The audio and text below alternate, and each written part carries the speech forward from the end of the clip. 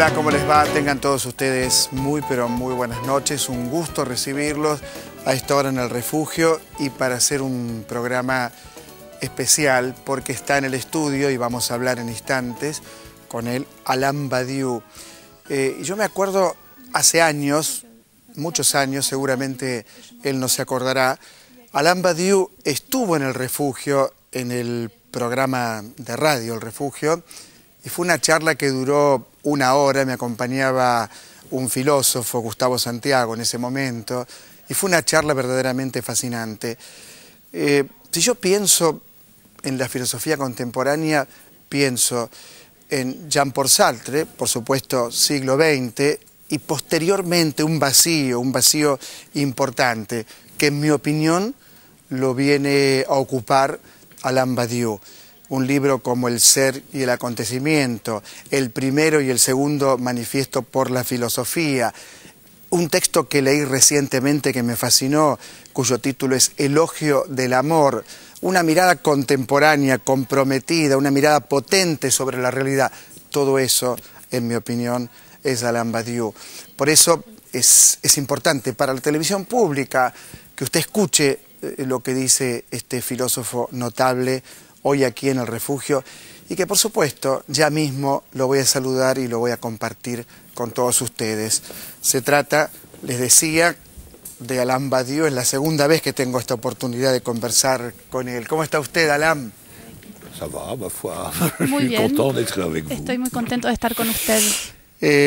Alain, leí hace poco Alain, j'ai lu il y a peu de temps Elogio del amor. Éloge de l'amour.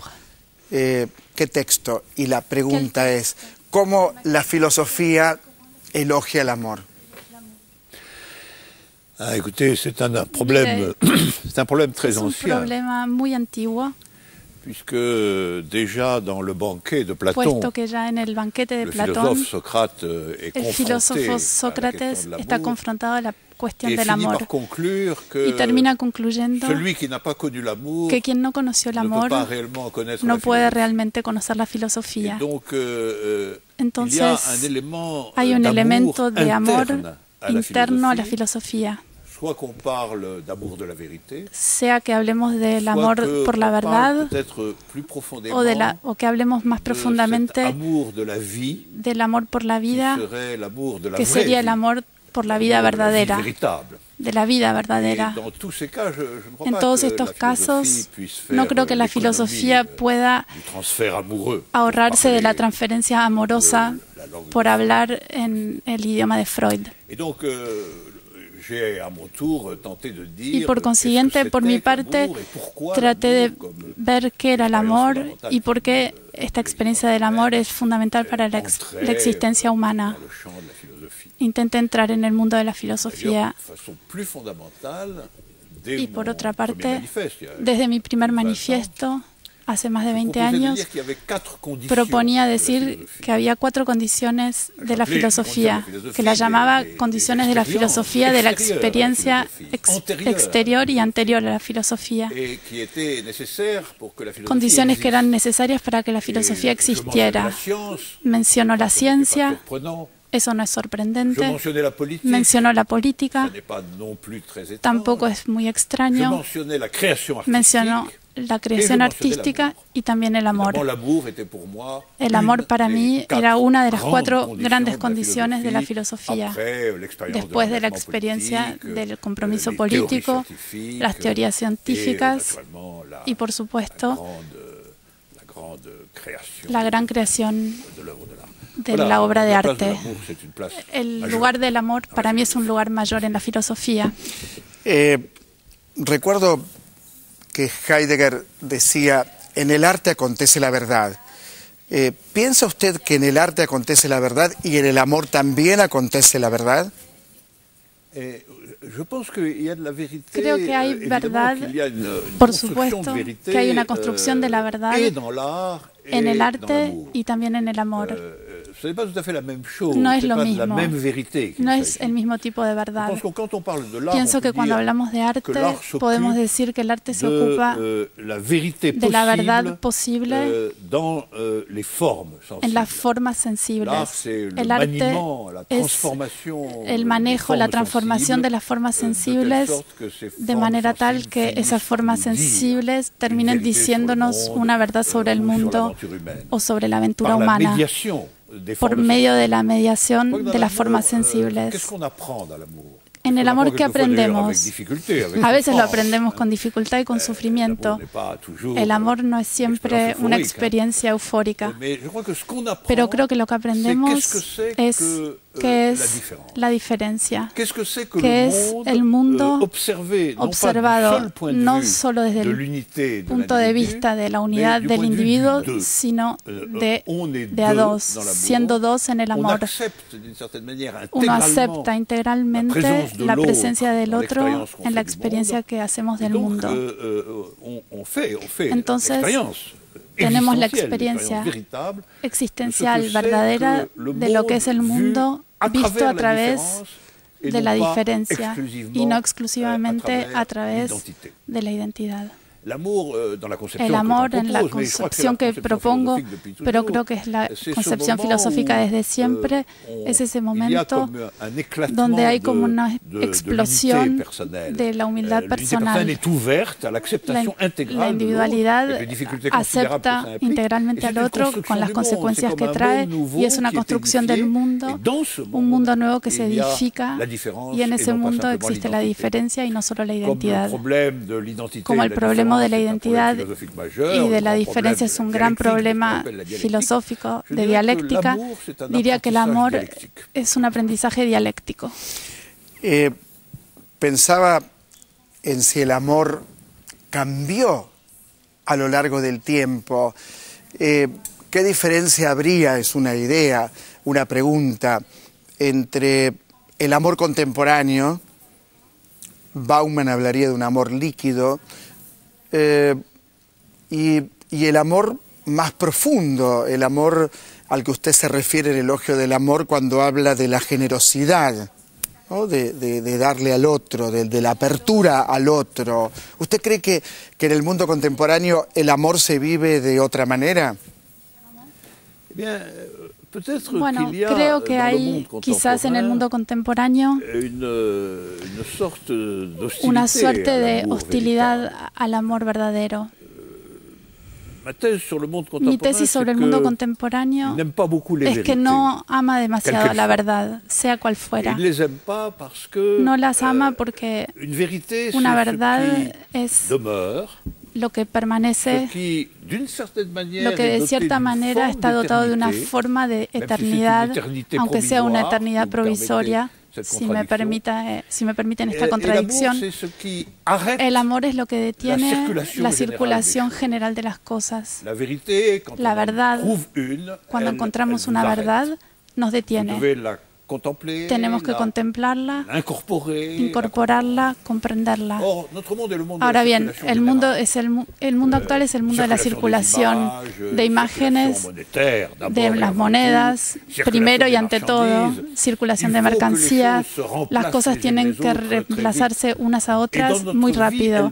Y en nuestra vida misma, fácilmente existe el sentimiento de que las cosas se gastan y que hay que reemplazarlas. Por ejemplo, el amor está gastado y hay que reemplazarlo. Y ese amor que sería como una mercancía de la existencia es contrario a la tradición filosófica que se interesó por el amor. Pienso que desde ese punto de vista que el mundo contemporáneo es una amenaza al amor profundo y verdadero, porque no desea particularmente experimentar en el amor la verdad de la diferencia, sino que desea experimentar un acuerdo alrededor de algún tipo de goce compartido o un contrato entre dos personas donde cada uno tiene su interés. Desde ese punto de vista, respondería a su pregunta diciendo que en realidad la diferencia entre el amor líquido del mundo contemporáneo y el amor en el sentido profundo es que aquí merecería otro nombre que amor. Propondría llamarlo un libertinaje serio, algo así.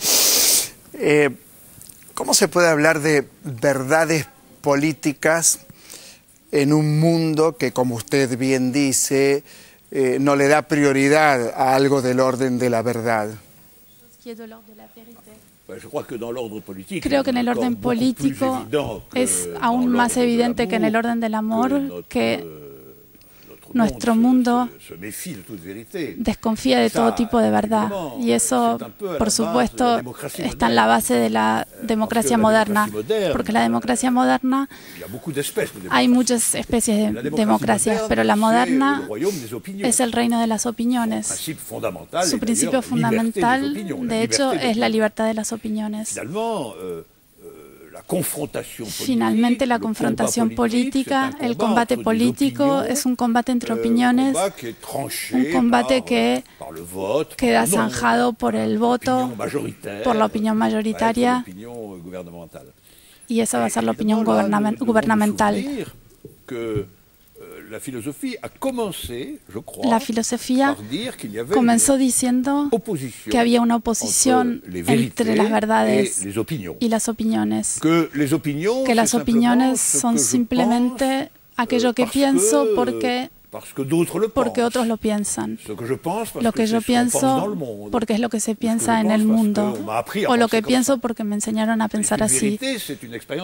Una verdad es una experiencia verdadera que incluye pruebas, ensayos, como en el caso de las ciencias, y son casos donde la novedad nos sorprende. Es totalmente diferente. Es flagrante en política, donde en realidad la cuestión de las opiniones predomina de manera masiva hoy. Para el filósofo, esto implica una crítica inevitable de la concepción política dominante en el mundo contemporáneo, que debe ir hasta decir de manera tensa y difícil que la forma contemporánea de la política representativa, de la política electiva, democrática, en este sentido, debe cuestionarse, no debe aceptarse como una opinión simplemente. Debe estar confrontada a otras hipótesis posibles, debe examinarse de cerca. El trabajo político y filosófico es muy importante y se debe cuidar que lo político no quede ligado solamente a la opinión, sino que se someta a la crítica. El capitalismo es lo que existe, con un alto nivel de barbarie, con excluidos, con miseria extrema. Y más allá del capitalismo, aparentemente, hoy en el mundo, no hay otra cosa. Rusia es un país capitalista. Fuera del capitalismo nos quieren hacer creer que hay un vacío, es decir, que no se puede hacer nada. Se dice que fracasó el marxismo. Entonces, ¿qué tenemos que decir? Qué suerte que la gente se muere de hambre, tenemos que decir. ¿Qué hacemos? ¿Cuál es el problema de fondo? ¿Cómo podemos ver un horizonte distinto a este horizonte que se plantea en el mundo contemporáneo? ¿Cómo lo ve usted, Alain Badiou? Quisiera, a propósito del capitalismo, quisiera decir dos cosas.